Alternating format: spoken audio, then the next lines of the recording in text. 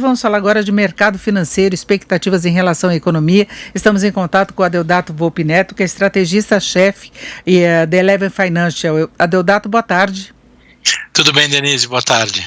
Bom, Adeodato, nós estamos aí numa abertura de semana bem positiva para o mercado financeiro, diferente, especialmente no caso do dólar, do que nós tivemos na última sexta-feira, que o dólar teve um avanço forte. Agora ele recua 0,57%, a cotação de venda do comercial em R$ 5,32, pouca coisa acima disso. Bolsa sobe mais de 1%. Por que esse bom humor de começo de semana? Acho que tem dados importantes, né? Os dados de venda no varejo mostraram eventualmente uma força da retomada da atividade econômica, aceleração, ainda que não seja o ideal, mas há uma aceleração do lado de imunização da população como um todo, e algo que fala muito sobre o quanto pode acelerar a atividade econômica é o cruzamento do quanto as pessoas pouparam durante o período de restrição, mais o quanto elas receberam de auxílio, e o quanto esses dados de varejo podem demonstrar efetivamente uma tendência. Então, tem dia que o mercado resolve convergir os indicadores positivos, depois de uma semana de difícil leitura, de consolidação, de volatilidade, de discussões sobre o que era ruído e o que era sinal. Hoje é um dia em que o mercado respira um pouco, a bolsa sobe, não sobe forte, mas sobe 0,91 exatamente agora. O mercado de juro relativamente tranquilo, o câmbio, como você bem falou. E aí, quando a gente olha, né, para o comportamento dos setores na bolsa, a gente vê efetivamente as empresas varejistas subindo muito forte, realmente, muito forte, e puxando essa movimentação, né? A gente tem algum tipo de movimentação positiva de alguns setores ligados à atividade interna, enquanto a gente vê peso, né, ou seja, performance negativa em setores, por exemplo, de mineração e siderurgia, quando a gente tem a Vale muito perto da estabilidade e todos os outros papéis operando em terreno negativo.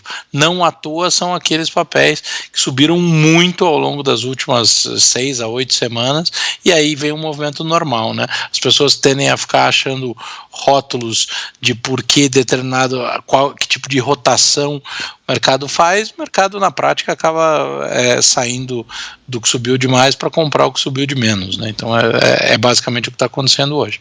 Agora tem uma ação na China também, né? Uma atuação no sentido de tentar dar uma segurada no preço do minério de ferro, porque a China também paga a conta, né? A China teve muita influência no aumento de preço de commodities, com uma demanda muito aquecida, mas ela tem se preocupado mais com essa questão mais específica do minério de ferro, né? Existe uma discussão em relação ao tamanho dos estoques, a sobredemanda. Acho que tem uma convergência do estágio cíclico das principais economias do mundo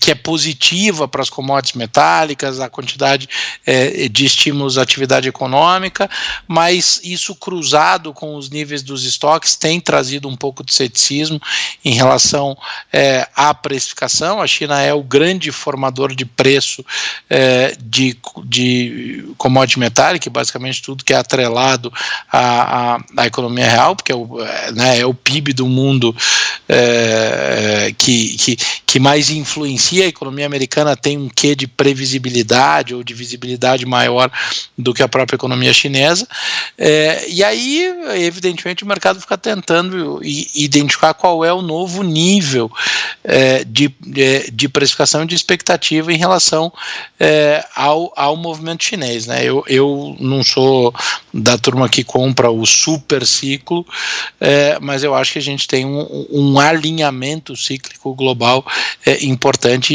e a atividade tende a seguir robusta aí, pelo menos ao longo de 2021, 2022. Então a gente pode dizer que essa abertura de semana positiva tem a ver desta vez com otimismo em relação às condições domésticas mesmo, essa perspectiva de um crescimento melhor da economia brasileira, que aliás o relatório Focus mostrou pela 5ª semana consecutiva, né, essa melhoria. O Focus ele vai convergindo ao longo do ano, por óbvio, né? Ele vai capturando dados ao longo do ano e vai convergindo um pouco mais para perto do número efetivo, né? A gente costuma dizer que o Focus da última semana do ano é o mais preciso de todos, né? Aí fica fácil. Obviamente a margem de erro ainda existe ali, mas o ponto, acho que mais do que o número em si é a sinalização da tendência, como você bem disse. A indicação é importante de que a recuperação é forte, de que a recuperação é consistente por diversos fatores. A gente tem uma economia altamente dependente do setor de serviços, que é diretamente impactado positivo e negativamente pela flutuação das características das restrições impostas pela Covid.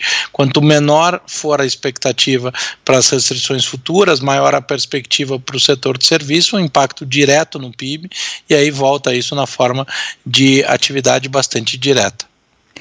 Bom, a tua previsão já chegou nos 4 também para o PIB deste ano? A gente tem um pouco mais de 4% há algum tempo. O número acho que é menos importante do que a tendência, Denise.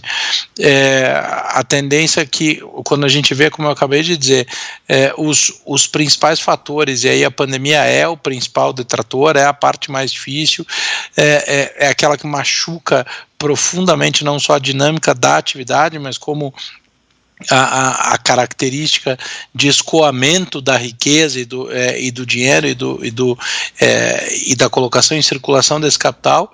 Agora, a gente segue atento àquilo que deriva disso, né? O Banco Central já mostrou uma visibilidade muito mais clara em relação ao componente inflacionário, e a gente, de novo, está muito mais cauteloso do que o Focus e do que a média do consenso em relação à inflação de 2022. A gente não acha que ela converge para a meta nessa facilidade tão grande. A gente acha que tem, por exemplo, um componente de inflação de mão de obra aí ainda implícito, que com a retomada do setor de serviço, uma vez que você traz a demanda para um setor que ficou profundamente machucado nos ciclos de restrições, a vontade e a oportunidade de se recompor os ganhos e os resultados que se perdeu ao longo de todo esse período de pandemia pode impactar diretamente. A gente vê